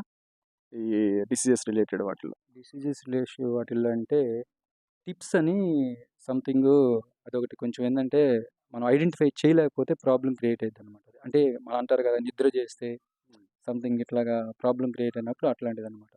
మేబీ అయితే అదొకటను నెక్స్ట్ పోతే ఏందంటే నేను డైరీ పెట్టిన తర్వాత దాన్ని మెడికల్ టర్మినాలజీలో ఏమంటారంటే ఫారిన్ బాడీ అంటారు. అది అంటే దాని మీనింగ్ ఏందంటే తినకూడని వస్తువు ఏదో తినేళ్ళకి ఇక దానికేందంటే ఆ మెడిసిన్ ద్వారా గూడా అది రెక్టిఫై కాదంట అది. అంటే మాకు తెలిసిన డాక్టర్ గారు దాన్ని చూసి మనం ఎంత వాడినా గానీ దీనికి ప్రాబ్లమ్ అయితే రెక్టిఫై కాదు అని చెప్పాడనమాట. అప్పుడది ఎక్స్‌పైర్ అయిందనమాట అది. నేను డైరీ పెట్టిన తర్వాత జరిగినట్టు నేను ఫేస్ చేసినట్టుగా. మాక్సిమం ఏందంటే నా దగ్గరున్నటువంటి వర్కర్స్‌లో వాళ్ళకి చిన్న చిన్న ప్రాబ్లమ్స్ అంటే వాడికేదైనా ఫీవరొచ్చినా వాళ్ళు ఐవీ గూడా చేసుకోగల కేపబిలిటీ ఉందనమాట. ఏదన్నా ఇప్పుడు కాల్షియం ఏదైనా డౌన్ అయిపోయినా గానీ, అంటే హెవీ బాడీ ఉన్నప్పుడు ఈ గేదెలు ఏదైనా కాల్షియం డౌన్ అయిపోయినప్పుడు ఆటోమేటిక్‌గా నీకవి కళ్ళు తిరిగిపోయి మనకి ఎట్లా పడిపోతాయి అవి కూడా అట్లా ఉంటాయన్నమాట. అట్లాంటి సిస్టమ్‌లో ఏంటంటే మనం అది థర్మామీటర్ పెట్టి చెక్ చేసుకొని అది లో బీపీగా సంథింగ్ ఎట్లా అనేది ఈ కాల్షియం గనుక ఇచ్చుకుంటే కొంచెం ఇదవుతాయన్నమాట. సో, వీటికి జ్వరానికి మెయిన్ జ్వరం, ఒళ్ళు నొప్పులు వీటికి మెడిసిన్స్ అన్నీ ఐడియా ఉన్నాయా మీకు? కొంచెం ఐడియా ఉంది. ఏదైనా చిన్న చిన్న ఏదన్నా మామూలుగా మెనోలెక్స్ అని ఏదన్నా కొంచెం ఏదైనా పెయిన్ కిల్లర్స్ అట్లా ఏదైనా ఉన్నా గానీ మెనోలెక్స్ ప్లస్ అని మామూలుగా ఏందంటే ఇట్లా అయితే ఇప్పుడు ఆ దూడలకి చర్మం అట్లా ఉంది కదా! వాటికి ఏదైనా ఐవర్మెక్ట్ అంటే ఈ డీవార్మింగ్‌లో ఐవర్మెక్ట్ ఇంజెక్షన్స్ అప్పుడప్పుడు అవి చేసుకుంటా. అదేవిధంగా వాటికి అంటే యాంటీబయాటిక్‌లో కూడా ఏందంటే హెవీ యాంటీబయాటిక్ ఇవ్వకుండా ఏదో మాక్సిల్ 3 గ్రామ్స్ అని అంటే మన బాడీని బట్టి అంటే మన గేదె దాన్ని బట్టి మనం చూసుకొని ఇప్పుడు వీటికి ఇంటాసేపు 3 గ్రామ్స్ అని, పశువులకి 4 ఫీవర్ గ్రామ్స్ వస్తే అని. మెయిన్‌గా మనం వాడాల్సిన మెడిసిన్స్ ఏంటి ప్రస్తుతానికి మీరు వాడేయి? మామూలుగా ఫస్ట్ ఆఫ్ ఆల్ ఏందంటే ఏదైనా ఫీవర్ వచ్చేసి దానికి ఏదైనా తినకుండా సంథింగ్ అట్లా గనుక ఏదన్నా ఉంటే ఈ మెనోలెక్స్ ఫీవర్ గనుక చెక్ చేసుకొని ఫస్టు అంటే మనం ఫీవర్ చెక్ చేయకుండా మనం ఏం చేయాలి చూసుకొని ఫీవర్ గనుక ఉందనుకుంటే మెనోలెక్స్ ప్లస్ సంథింగ్ ఏదైనా చిన్న చిన్న ఏదైనా ఒక్కోసారి ఏందంటే కాలు ఏదన్నా స్లిప్ అవ్వటం గానీ ఎక్కువ నిమోవెట్టు హ్మ్. సంథింగ్ చిన్న చిన్నయి అట్లా అనమాట. ఏదన్నా అంటే యాంటీబయాటిక్ సైడ్ అయితే మాత్రం అంటే మనకి ఈల్లింగ్ పాలు ఇచ్చే వాటికే గానీ, అది ఇవ్వని వాటికి గానీ అది చూసుకొని యాంటీబయాటిక్ అయితే కొంచెం తక్కువే వాడతాననమాట. వాటిలో కూడా ఏందంటే తక్కువ మోతాదుల్లో ఉండేది ఎళ్తాననమాట. ఇది మాక్సిల్ గానీ చిన్న అంటే హెవీగా ఎళ్ళకుండా ఇప్పుడు ఇంటాసేప్ 3 గ్రామ్స్ అని, 4 గ్రామ్స్ అని అట్లా కొంచెం హెవీగా ఎళ్ళకుండా ఆహ్, మీడియం అంటే మాక్సిల్ గానీ కొంచెం లైట్‌గా అయి వాడుతుంటాను. తక్కువ పవర్ తక్కువ ఉండేవి పవర్. వాడుతుంటారు. వాటికి కూడా ఏం ప్రాబ్లమ్ కాకుండా. ఇప్పుడు దూడలు డెలివరీ అయినప్పటి నుంచి మీ దగ్గరే ఆల్మోస్ట్ చాలా వరకు మీ దగ్గర ఉంచుతున్నారు. తర్వాత రైతులకి ఇస్తూ ఉన్నారు. మీ దగ్గర ఉంచితే ఖచ్చితంగా ఒక 3 ఇయర్స్‌లో అయితే వాటిని మరలా మనం 3 ఇయర్స్ తీసుకొస్తారు. కాదండి. యాక్చువల్‌గా ఏందంటే నేను అదే అంటుంది. 3 ఇయర్స్ కూడా అవసరం లేదు. మనోళ్ళు చేసే తప్పేంటంటే ఇప్పుడు ఇప్పుడేను 2 మంత్స్ అయింది. ఇప్పుడే దాన్ని కట్టిస్తే మళ్ళా ప్రాబ్లమ్ అయ్యిద్ది. తర్వాత పాలు రాదు అంటాడు. అది హెల్తీగా ఉన్నప్పుడు ఎప్పుడైనా ఒకటే. హ్మ్. హెల్తీగా ఉన్నప్పుడు నా దగ్గర అంతకుముందు 2 ½ ఇయర్ కూడా లేదనుకుంటాను ఐ థింక్. ఆహ్, 28 మంత్స్ అనుకుంటా. హ్మ్. ఆ 28 మంత్స్‌కే ఆల్రెడీ ప్రెగ్నెంట్ డెలివరీ కూడా అయింది. హుహు. ఇది నా దగ్గర ఉన్నటువంటి అది కావాలంటే ఫస్ట్‌దని చెప్పి కొంచెం బాగా అది ముర్రాదనమాట. బాగా అయిందనమాట. మరి అది అయ్యింది. దాన్ని మళ్ళా ఏందంటే కొన్ని ఏందంటే ఈ బీర్ పొట్టు ఇవి తింటున్నా గాని ఏందంటే మామూలుగా ఫస్ట్ టైమ్‌కే అది మనం చేయించినట్టు ఇంజెక్షన్ కూడా అంటే నేనైతే ఇప్పటి వరకు నా దగ్గరైతే బుల్ అయితే లేదనమాట. కానీ ఏందంటే ఇంజెక్షన్ ద్వారానే కాపోతే మనం ఏ టైంలో అది వచ్చిన పైరుకయిన టైంలో చూసుకొని దాన్ని బట్టి చూస్తే ఇప్పటి వరకి ఇంజెక్షన్ ద్వారా చేసింది. ఇప్పటికి కూడా స్టిల్ ఇంజెక్షనే. అదేందంటే కేవలం మా వోళ్ళు చూసి చెప్పటము, లేదా మా నాన్నగారు ఉన్నప్పుడు చూసి చెప్పడం. అది ఇన్ టైమ్‌లో మనం చేయించేది కూడా ఏందంటే కరెక్ట్ ఒక టైం అనేది ఉంటదనమాట. అది అయిన తర్వాత ఈ 48 అవర్స్ అని ఇప్పుడు అట్లాగా 24 అవర్స్‌లో ఈ టైంలో గాని చేస్తే సక్సెస్ రేట్ అనేది వస్తదనమాట. ఓకే. సో, మీరు బుల్ లేకపోవడం వల్ల కూడా ప్రాబ్లమ్స్ ఏం ఫేస్ చేయకుండానే బుల్ ఫేస్ కట్టియగలుగుతారు. చేయలేదు. మనం కాపోతే ఏందంటే మనం దాన్ని అబ్జర్వ్ చేసుకుంటా ఉండాలి.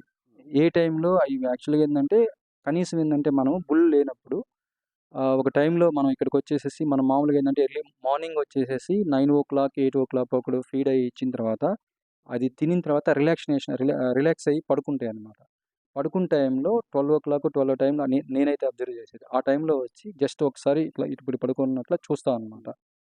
చూసినప్పుడు ఏమైద్దంటే వాటిలో ఎనక ఏదన్నా గనక అట్లా మనకి ఎదకొచ్చే సింప్టమ్స్ ఉండే విధంగా ఏదైనా తీగలు పెట్టడం అట్లా ఏదైనా ఉందా ఏందనేది చూసుకొని ఒకసారి మన వాళ్ళకి చెప్పి అబ్జర్వ్ చేస్తుంటారనమాట వాళ్ళు. దాన్ని బట్టి ఇదవుతా ఉంటాయన్నమాట. ఇప్పుడు కొత్తగా డైరీ ఫార్మ్స్ పెట్టేవాళ్ళు బుల్‌ని మెయింటైన్ చేయడం బెటర్ అంటారా? లేకుంటే మీలాగా ఇట్లాగా ఇంజెక్షన్‌లు, సెమెన్ చేపించడం బెటర్ అంటారా? అంటే ఇప్పుడు అడ్వాన్స్‌గా గూడా ఇప్పుడు అది గూడా వచ్చినాయి గదా! కన్ఫర్మ్‌గా 80%, 90% ఫీమేలే అని. నేను అయి గూడా చేయించానండి. నేను 4 ఇయర్స్ బ్యాక్ చేయించాను. అలాగే అయితే వాళ్ళు చెప్పిన డాక్టర్ గారు చెప్పిన విధంగానైతే అట్లాగే ఫీమేలే వచ్చినియి. కాపోతే ఏందంటే ఎందుకనో మన క్లైమేట్‌కి తట్టుకోలేకపోయినాయి. ఓకే. మన క్లైమేట్‌కి తట్టుకోలేక అవి నా దగ్గర 2 గూడా అంటే గ్రోతింగ్ తక్కువగా ఉందన్నమాట. హ్మ్. లోపల గ్రోతింగ్ తక్కువగా ఉండి అది హెవీగా కాకుండా కొంచెం తక్కువ సైజ్ తోటి, వెయిట్ తక్కువగా తోటి అది అప్పటి నుంచి నేను మామూలుగా నార్మల్‌గా చేయించాను. అంటే ఇట్లా ఫీమేల్ కాన్సెప్ట్ కాకుండా ఓకే. ఓకే. నార్మల్‌గానే చేయించాను. ఫైనల్‌గా బుల్ బెటర్ అంటారా? సెమెనే బెటర్ అంటారా? మీ ఉద్దేశం? అంటే మనం అబ్జర్వ్ చేసుకునే అంటే బుల్ అంటే ఇంక అది మామూలుగా అదంటారు కదా! నేచురల్ అని అట్లా అనమాట. ఉంటేనే బెటర్ అంటారు ఆ! నేచురల్‌గా అయితే. ఆ! ఉంటేనే బెటర్. హ్మ్. కాకపోతే ఏందంటే మనం ఇంక అబ్జర్వ్ చేసుకున్నాం. మనకు గూడా ఏందంటే ఇక్కడ ఇంకోటి గూడా ఏందంటే దాని గురించి నేను థింక్ చేయడానికి కారణం ఏంటంటే ఇక్కడ ఏదైనా స్లిప్ అయితే మళ్ళా ప్రాబ్లమ్ అయిద్దేమో హెవీ గదా! ఇవి అనే విధంగా థింక్ చేశాను. ఇప్పుడు మీరు ఈ 30 పశువుల్లో మనకి పాలిచ్చే ఎన్నున్నాయినా?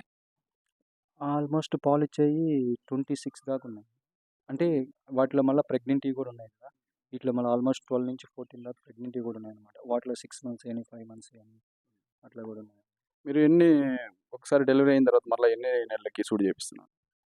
నేను అదే మీకు చెప్తున్నాను. యాక్చువల్‌గా ఏందంటే 3 ఇయర్స్ వెయిట్ చేయాలి, 3 ఇయర్స్ వెయిట్ చేయాలి. 3 ఇయర్స్ వెయిట్ చేయాల్సిన అవసరం ఏం లేదన్నమాట.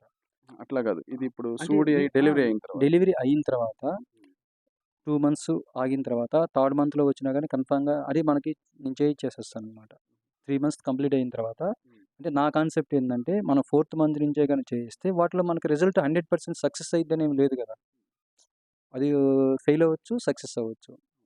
అలాంటప్పుడు ఏందంటే కొన్ని మాక్సిమం ఏందంటే మనకు రోజు డైలీ యాక్టివిటీ గనక వాళ్ళకి సేమ్ యాజ్ ఇట్ ఈస్‌గా గనక ఉంటే వాటికి అన్నీ సఫిషియెంట్‌గా గనుకుంటే మిల్క్ గూడా ఏం తగ్గదనమాట. దాని ప్రభావం ఏం కనిపించదనమాట. కాపోతే మనం ఏందంటే జస్ట్ అదొక అపోహ అంతే. ఇది కట్టిస్తే తగ్గిపోయిద్దేమోనో, పాలు తగ్గిద్ది. తర్వాత మళ్ళా ప్రాబ్లమ్ అయిద్ది. తర్వాత ఈతకి రాదు మళ్ళా.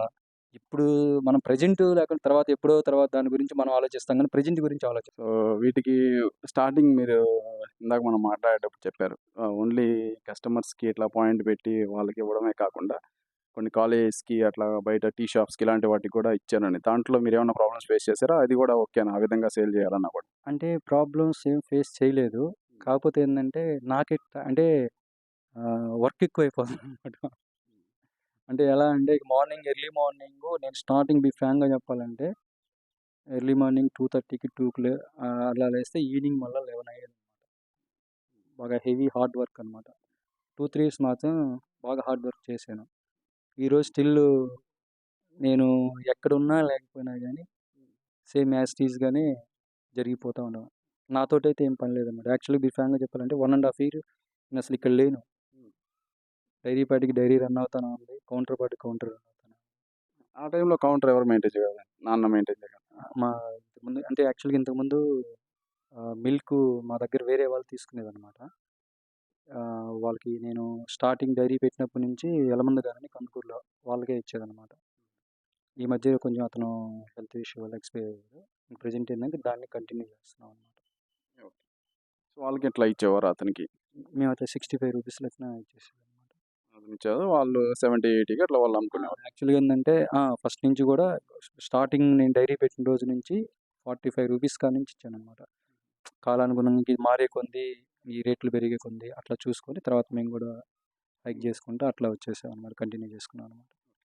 ఇప్పుడు ఈ కాలేజెస్‌కి కానీ, జ్యూస్ పాయింట్స్ గానీ, టీ షాప్స్ కానీ వీటికి ఇస్తే కూడా బెనిఫిట్ ఉంటదా? అంటే లాభం ఉంటదంటారా? డైరీలు పెట్టి రన్ చేసే వాళ్ళకి? అంటే నా ఉద్దేశ్యం ఏందంటే లాభం ఉంటది. మన చేతిలో మిల్క్ గనక పాలు ఉంటే ఇస్తే బానే ఉంటది. ఇప్పుడు మనం ఏదన్నా ఇప్పుడు వాళ్ళకేందంటే ఇప్పుడు కాలేజెస్ ఉన్నాయి. అయ్యేం 365 డేస్ కంటిన్యూషన్‌గా ఏమి ఉండవు. ఒక 3 మంత్స్ అనో, మళ్ళా 4 మంత్స్ అనో హాలిడేస్ ఉంటాయి. సండే వస్తే మళ్ళా అంటే మనం ఇప్పుడు 200 లీటర్సో లేకపోతే 100 లీటర్సో ఇస్తే అయి మళ్ళా చిల్లింగ్ సెంటర్‌కి ఇచ్చేయాలంటే అది మళ్ళా ప్రాబ్లమే. అంటే కంపేర్ చేసుకున్నప్పుడు ఏందంటే ఈ రేషియో తగ్గిపోయిద్దనమాట. సో, ప్రాఫిట్ రేషియో తగ్గిద్ది. ఆ 3 మంత్స్ గానీ, లేకుంటే హాలిడేస్ టైమ్‌లో హాలిడేస్ గానీ. ఆ! సో, ఇట్లాగా డైరీ పెట్టి చిల్లింగ్ సెంటర్‌కి ఇవ్వడం వల్ల ఏమన్నా లాభాలుంటాయంటారా? లాభం అసలుండదండి. వేస్ట్. అసలు చిల్లింగ్ సెంటర్‌కి ఇవ్వాలి అనే ఆలోచన గనక ఉంటే అసలు డైరీ కాన్సెప్ట్‌లోకెళ్ళటం గూడా బెస్ట్. ఇప్పుడు మీరు స్టార్టింగ్‌లో ఆవులు కూడా పెట్టి రన్ చేశానని చెప్పారు డైరీ ఫార్ము. ఇట్లా ఎందువల్ల ఆవులు తీసేసి ఇప్పుడు ఓన్లీ బఫెలోస్‌కు చేశారు? ఏమన్నా ప్రాబ్లమ్స్ ఉన్నాయా ఆటిల్లో ఆవులు? అంటే ప్రాబ్లమ్స్ అంటే మనకి అక్కడ కంపల్సరీగా ఏందంటే నేను ఫేస్ చేసిందేంటంటే నాకక్కడ స్టిల్ అక్కడ 2015లో పెట్టినప్పుడు నేను ఆవులు పెట్టింది 3 ఇయర్స్ బ్యాక్ కరోనాకు ముందేననమాట. అది గూడా ఎందుకంటే, సరే ఇక్కడ వర్కర్స్‌కి వాళ్ళకి మనం ఊరికే ఎందుకు సరే ఏదన్నా గనక ఒక 10 కౌస్ ఉంటే కనీసం వాళ్ళ జీతాలకి, వాళ్ళ ఖర్చులకన్నా వచ్చే విధంగా ఉంటాయిలన్న విధంగా ఆలోచించామనమాట.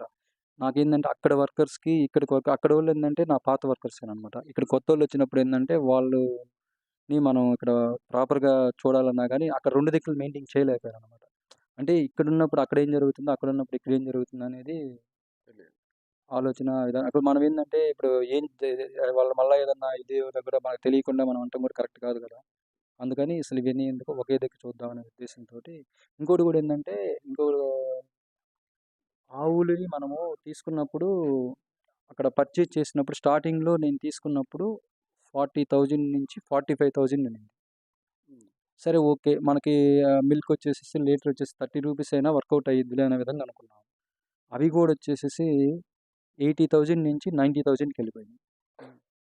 ఇది 1 ½ ఇయర్‌కి ఇలా 18 ఇయర్స్. అదేందంటే మనం రీసేల్ అంటే మన ఎర్లింగ్ పాల పీరియడ్ అయిపోయిన తర్వాత మనం దాన్ని అమ్మాలంటే మనము 80,000, 90,000 పెట్టుకునింది కూడా 15,000, 20,000 కంటే ఎక్కువ అడగటం లేదు. అలాంటప్పుడు ఏందంటే మళ్ళా మనం కొత్తది కొనాలి. ఒకవేళ 40,000 పెట్టి తెచ్చుకుందయితే ఒకవేళ 15,000కి పోయినా ఒకవేళ దాని మీద మనకి 20,000 పెట్టింది కాబట్టి సరే ఓకే. ఏదైనా ఆలోచిస్తాము. అలాంటప్పుడు ఏందంటే నాకొచ్చిన ఆలోచన ఏందంటే అప్పుడు ఇప్పుడు మనం 80,000, 90,000 పెట్టి కొనలేదు. అదే మనం ఈ గేదెని ఇంకొక 10,000 యేసుకొని లేకపోతే రూ. 1,00,000 పెట్టి ఇది కొనుక్కున్నాగా మనకి ఇదే బెటర్ కదా! అనే ఉద్దేశంతో నేను ఆవులు డ్రాప్ అయ్యాననమాట. అంటే ఆవుల వల్ల ప్రాబ్లమ్ అయ్యో లేకపోతే ఇంకో విధంగా అంటే కాదనమాట. అంటే నేను కంపేర్ చేసుకున్నాననమాట. నాకున్నటువంటి మార్కెట్‌కి, నాకున్నటువంటి బఫెలోస్‌కి ఓకేనా? ఈ 2 యూనిట్స్‌కి ఆ యూనిట్‌కి, ఈ యూనిట్‌కి కంపేర్ చేసుకుంటే ఈ ఖర్చు తగ్గించా. అంటే మనకి ఇది అదేదో వీటి మీదే మనం గనక ఎక్స్‌పెండిచర్స్ చేస్తే కొంచెం ఏదన్నా ఇబ్బంది లేకుండా ఉంటదని థింక్ చేశాననమాట. ఇప్పుడు కొత్తగా మీరు ఆల్రెడీ ఎడ్యుకేటెడ్ సాఫ్ట్‌వేర్ జాబ్ వదిలేసి మరీ వచ్చి దీన్ని పెట్టి రన్ చేయగలిగారు. సో, కొత్తగా ఇప్పుడు ఈ టైంలో కూడా చాలామంది ఇలాంటి సాఫ్ట్‌వేర్ జాబ్సో లేకుంటే ఏదో ప్రైవేట్ జాబ్ వదిలేసి వస్తాము అని ప్లాన్ చేసుకునే వాళ్ళున్నారు. ఆల్రెడీ వచ్చేవాళ్ళుండారు. అలాంటి వాళ్ళకి ఏం చెప్తారు మీరు? రావచ్చంటారా? అంటే కష్టమైతే ఉంటదండి. కష్టం లేకుండా అయితే ఉండదు. ఇంకోటి గూడా ఏందంటే మనము పేపర్ ప్రెజెంటేషన్స్ ఇన్నుంటాయి. అలా ఆ లెక్కలేసైతే మాత్రం రావద్దు. ఏదన్నా అంటే లైవ్ అంటే ఇప్పుడు యాక్చువల్‌గా నేను ఈ డైరీ ఫార్మ్ స్టార్ట్ చేసే ముందు అనంతపురం దగ్గర నుంచి కనీసం ఒక 40, 50 డైరీ ఫార్మ్ తిరిగాను. అర్థమైందా? మీరు కందుకూరులో సుబ్బారావు గారనే వాళ్ళని కలిసారు హ్మ్. కదా! వాళ్ళు కలిసినప్పుడు గూడా ఎందుకు బాబు వద్దు అనే అన్నారు. హ్మ్. నేను అడిగిన వాళ్ళలో 10 మెంబర్స్‌ని అడిగితే 9 మెంబర్స్ అసలు డైరీ ఫార్మ్ స్టార్ట్ చెయ్యి, బబుల్ స్టార్ట్ చెయ్యి, పెట్టు ఇబ్బంది లేదని చెప్పినోళ్ళైతే ఎవరు లేరు. హ్మ్. వద్దనే చెప్పారు. నేను గూడా ఆలోచించేదాన్ని. ఎందుకు ఈళ్ళు ఇలా చెప్తున్నారా అనిపించేదనమాట. వాస్తవంగా అయితే అది ఆ విధంగా చెప్పటం అనేది కూడా 100% వాళ్ళు చెప్పింది కరెక్టే. నేను కరెక్ట్ కాదనను. అయినా గాని మీరెందుకొచ్చారు అని అనేది సరే మామూలుగా ఏందంటే నాకు తెలిసి అర్థమైందేంటంటే నేను ప్రతిదీ దగ్గరుండి చూసాను. అంటే ఎట్లా అంటే 2:00 అప్పుడు స్టార్ట్ చేసినప్పుడు మిల్క్ కూడా నేనే డైరెక్ట్‌గా తీసుకొచ్చేదనమాట.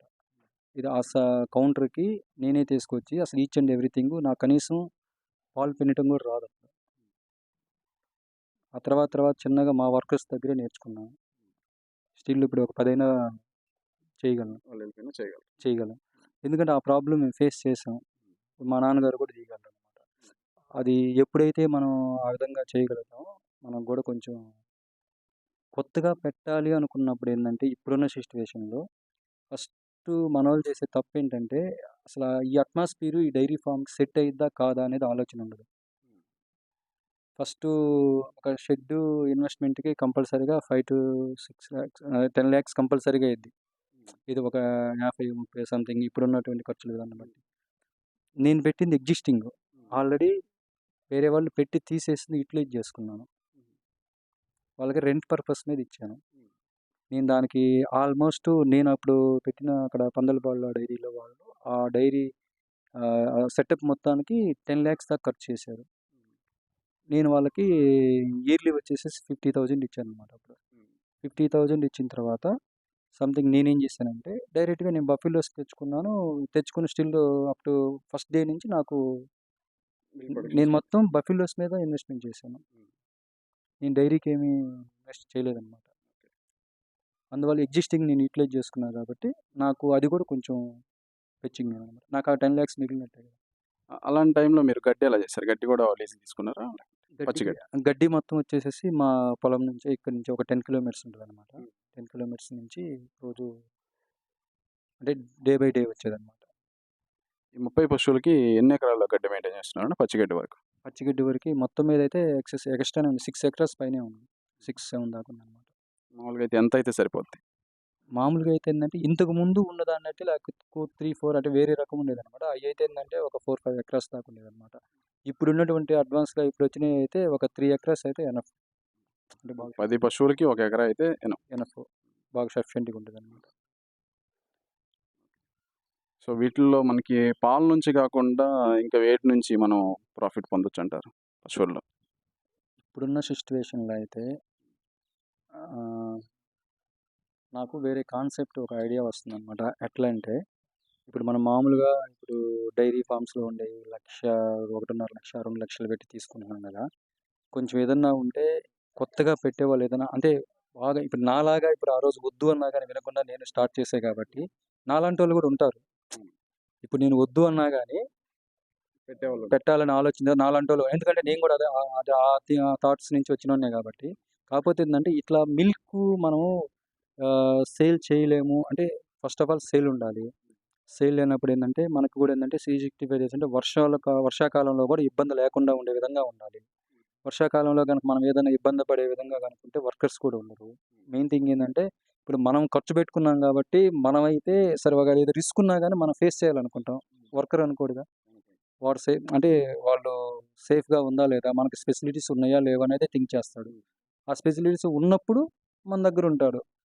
మా షేట్ మంచోళ్ళ అందరం మంచోళ్ళం అవుతాం అప్పుడు. ఆ స్పెషలిటీస్ తగ్గినియనుకో, అప్పుడు ఆల్‌మోస్ట్ అందరూ వాడికి కూడా కొంచెం అదొక ఫీలింగ్ వచ్చేసిద్ది కదా!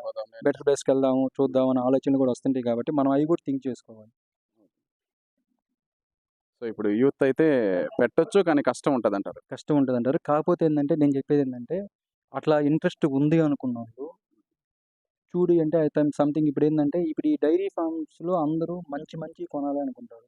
ఆల్‌మోస్ట్ మంచియే ఉంటాయి. ఆ డైరీ ఫార్మ్స్‌లో ఉన్నోళ్ళు ఆ ఇంట్రెస్ట్ ఉన్నోళ్ళు ఇప్పుడు మనం 2,00,000 పెట్టి కొన్నామనుకో, అది తరిపు మీద ఉన్నప్పుడేందంటే, ఒక 50,000-70,000కి ఇస్తారు. నువ్వు 2,00,000 కొనేది హ్మ్. 2,00,000 కొనేది నీకు 1,00,000 1:3, లోపు వస్తుంది. 1:3, 1:3 అయినప్పుడేందంటే, మనకు పేషెన్స్ ఉండి మనం 1 ఇయర్, 2 ఇయర్స్ గాని వెయిట్ చేసి వాటిని గాని డెవలప్ చేయగలిగితే హ్మ్. నీకు 10 పెట్టే ఖర్చు 30 వస్తది. ఓకే.